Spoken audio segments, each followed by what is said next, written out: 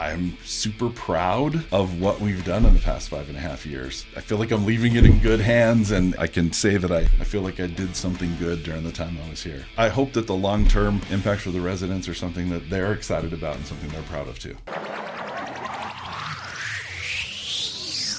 Welcome to Herrimanology, the official podcast to keep up with Herriman City. We'll take you inside the city, explore the latest news and updates, show you how your government operates, and discuss the issues that affect us all. Now, here are your hosts talking all things Herriman on Herrimanology. All right, welcome to Herrimanology. It is Thursday, April 24th, and a significant day for a couple different reasons. One, the city council meeting last night was long, not as long as some people thought, longer than others thought. But let's talk about that first. We'll get to the rest of it later. But kind of the whole meeting surrounded one main topic. Yeah, and it's really, I think rumors about this athletic complex have been swirling for some time. We've tried to keep everybody informed about the process, but kind of the process that has to happen before you can actually even really take steps on an athletic complex from a concept to the possible idea is you've got to have a place where you can build it. And in order for us to find a contiguous piece of land, we had to go kind of outside of what the city owns. We own several parcels, but they're very disparate, and some have impacted soils from Rio Tinto operations in the past. Some are tiny little parcels and attached to a neighborhood. One was going to be a fire station. So you get all these disparate things. Those don't work together to facilitate this kind of a complex. So we worked with several development partners, actually at least 3 companies, and then a developer who already had an offer on the land to do a land swap. And the idea was to swap the lands without having to swap cash. So what the city accomplished through all of this complex set of motions and votes last night was to set up the transfer of these separate parcels and the development of those parcels in exchange for this one large contiguous flat piece of property. Now, the idea is, and frankly at this point it is just an idea or a concept, is to create from this parcel a complex that could be used to provide athletic fields, competitions, recreation opportunity. It's all conceptual at this point. So, but the primary discussion has been around the creation of a multi-field athletic complex that would support regional, even national tournaments. That could be a draw to bring people into the community to help create a bigger tax base. I would only speak from my opinion about this. There's some differing opinions among the council, but I don't think that directly it will have much of a financial impact on the city. However, amenities like that become force multipliers. Does that make sense? So in and of itself, it probably won't generate much revenue, if any, to the city. But when people come to the city, they're going to need a place to stay. We've got one hotel under construction right now. Another one, we have an LOI going down by Real Academy down there. And potentially at least another one out in Olympia. Mm-hmm. So those hotels would be at a higher occupancy rate because of something like this. People will be spending money in our restaurants and our stores, and then they get to go home, and we don't have to continue to provide services for them, right? Which is the cost side. So is this the magic bullet that solves all of the city's economic problems? No. But it is a good step in the right direction. I think contextually, if people understood some of the really big announcements that are coming regarding some commercial developments, I think they would understand there are some huge events and steps happening in the next 24 months that are going to completely change the economic landscape of the city forever. Yep. And this is just a part of that. Yeah. There are a lot of moving parts to it. We won't go through all of them in depth. We have to some degree of depth on this podcast before, but if you want all the details and how everything works together, we'll update the athletic complex informational webpage. And like you said, we want to make it very clear, again, the athletic complex is not approved. It's not final. It's not even designed yet. But that's the goal for this site. And I feel like we've been pretty clear on that. Just want to iterate that again because it can be confusing. It's a very complex thing that's happened. A question, our communication with constituents and people was going all night and even some today, right? And one of the questions was asked, well, what happens if the athletic complex doesn't go forward, right? And I think that's a very legitimate and important question. In our deliberations as a council, one of the things that I said was, I'm really concerned that we would do something that would eliminate an opportunity for something great for the city. Does that make sense? That some future council would come along and decide, no, we're going to sell this and turn it into houses, which is kind of a worse nightmare, right? The discussion originally was around what can we do to make sure that the city's going to be in the best possible position. If the early concepts for an athletic complex are scrapped or changed or hybridized or compromised, we still now have one prime, large, contiguous piece of property that will continue to appreciate and demand and become a very valuable piece that could generate revenues that could offset, tax burdens for the city, that could help build infrastructure, that could do all kinds of things. Now, ultimately, I hope that none of that stuff happens. But at the end, instead of having 3 or 4 separate parcels, now we have one big parcel. So I think the city's overall position is improved, and it's going to be up to the council going forward, maybe over the next couple of years, up to 10 years out, to really see that vision through. Yeah, and one thing too I want to state here is there's been a lot of resident feedback along the way, which is awesome. That's what we hoped for. That's why we do this podcast. Yeah. We have the webpage, we have the community meetings, a lot of feedback. A lot of that feedback could be addressed and has been addressed through the process to this point. Yeah. Specifically speaking, the Sorrento property, which used to be called the Walker property. That's the one where the public works yard was kind of, for a while, planned out in the future be and no longer is. The initial concerns there were at the early stages of the proposal, there were more residential homes that would have been entitled there, including some multifamily attached housing. And through resident feedback and city council negotiation with the developer, that was whittled down to 113 detached single-family homes. Yeah. There are other residential concerns. I guess residential is maybe grammatically the right word. Residents' concerns along the way that can't be addressed at this point, but we're kind of filing away for later when hopefully the athletic complex does come to fruition, specifically the Creek Ridge area. A lot of the residents there were frustrated because they, for one reason or another, thought a park was coming there next to their neighborhood. Yeah. And that area is now going to be slated for residential homes. And they're wondering, well, what is the athletic complex going to be open to the public? Can we go and use this green space, or is it going to be fenced off?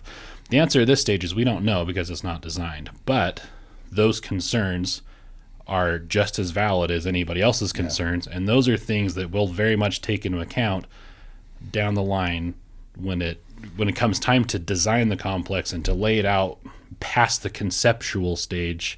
And the city council now, and I believe in the future, are going to care very much about resident concerns and hopes and wishes and try to make things work the best way possible.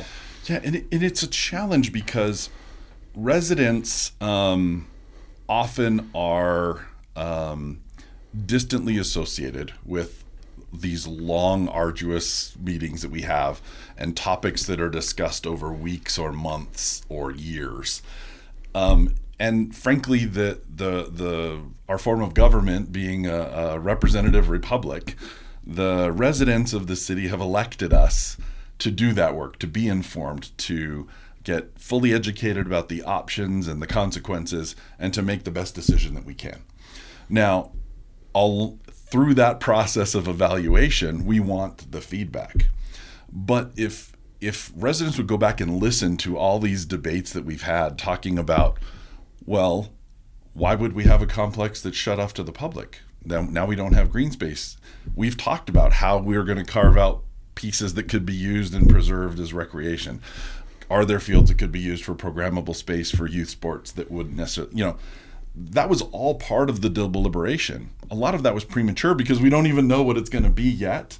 But all of these concerns, all this feedback from the residents, to your point, has been a part of deliberations. It's impacted negotiations.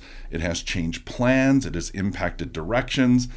It has, frankly, given us leverage in negotiations with developers to bring about better results. That feedback is just fantastic. The hard part for residents, I know because I've been a part of this, is that you don't always get the decision that is best for you individually, but may be better for the city overall. That is an unfortunate way that decisions get made. We have to consider all of these things, but we have gone out of our way to do what we can to address each one of those individual concerns and needs in this process. Yeah. So that's probably enough to say at this point, but so again, just to be very, very clear, the land exchange was voted upon. That was approved. There are a couple of technicalities with that we won't get into here, but for all intents and purposes, it's approved. The athletic complex itself, we can now formally address and start to work down that road. And there's been a lot of interest from a lot of parties in trying to make this happen. We can't control them, so we can't guarantee other people's resources to make this happen. But there's been a lot of interest, and now we get to move more formally down that road. I think that's important. The city doesn't have the resources to build this. Just because we desire it, we can't make it happen.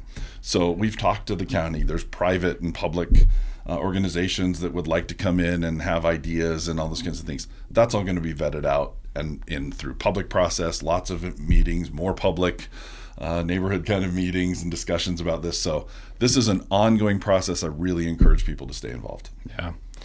And now for the other thing. Last night was your last night as last city council meeting as a city council member. I know it's how are you feeling? Very mixed emotions. It is just to kind of clarify for everyone. So, this hasn't been public information, but let's just say some things precipitated last summer that led to some career changes for me. And it's been kind of an arduous, lengthy process to go through that. But I have a really incredible opportunity in the Houston area. And so my family and I have been in the process of transitioning to get there. Our house sold a little bit prematurely. So because of that, I'm going to have to transfer into some temporary housing before we actually move. Once you move outside of the district boundaries, it's kind of a forced resignation.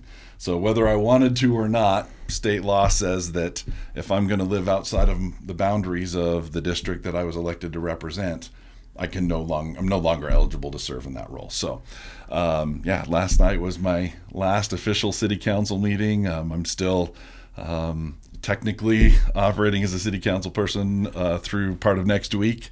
And then that will be the end of my time of service to the community here. So 5.5 years about. Yeah. It's been a whirlwind. The city's been through a lot. You've been through a lot. It's just, what are your thoughts as you just kind of reflect on, we only have probably a couple minutes here. You can go on probably for hours and only scratch the surface, but just what has it been like for you as a city council member to be here during this stage of Herriman's lifetime, and what's it been like from your point of view, and what has that felt like? That's a complicated question. And to your point, it could be a really long answer. I'm really good at long answers, in case you didn't know.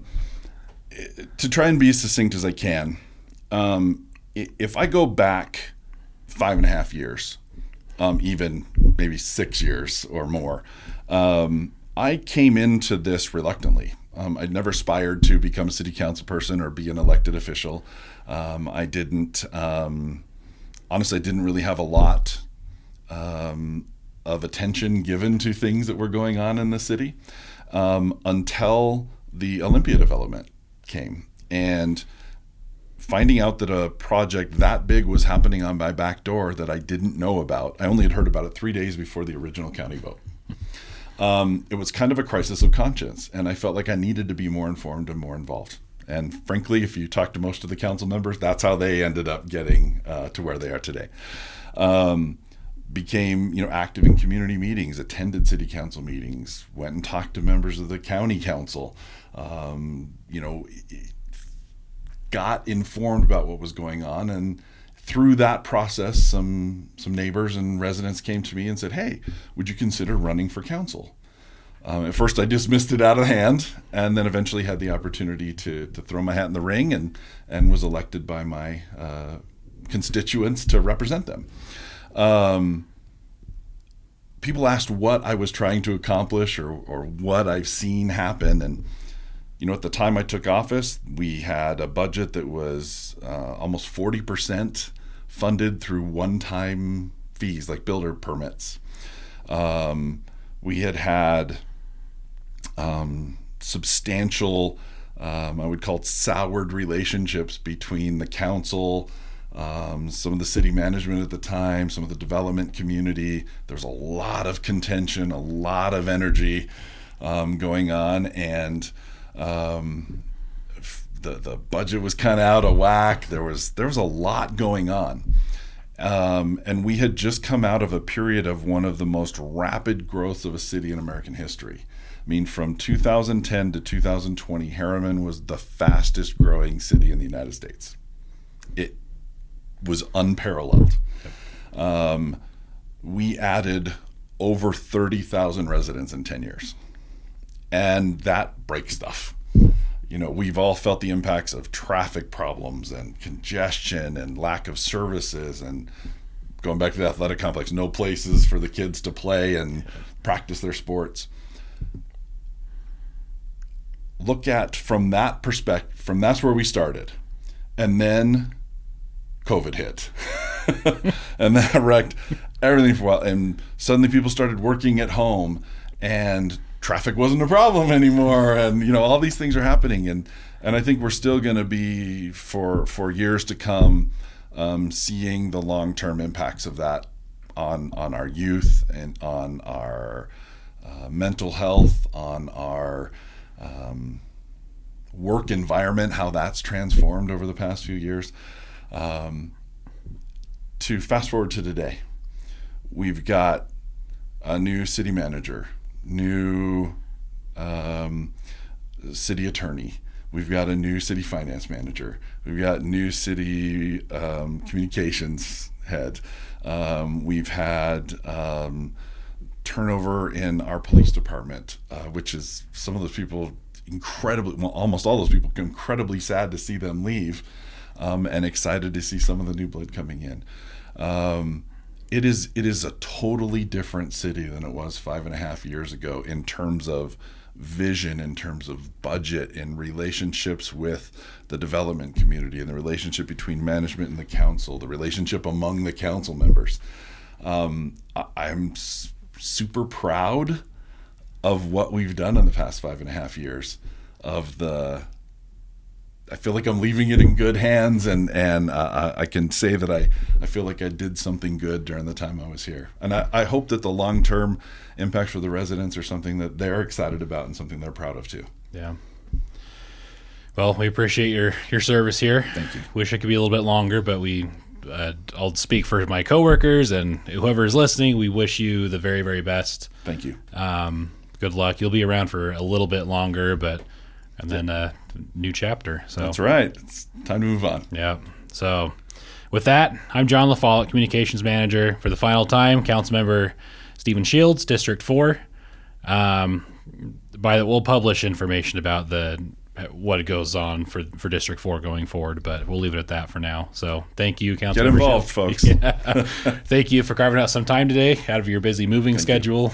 And thank you for listening and watching, and we'll catch you next time.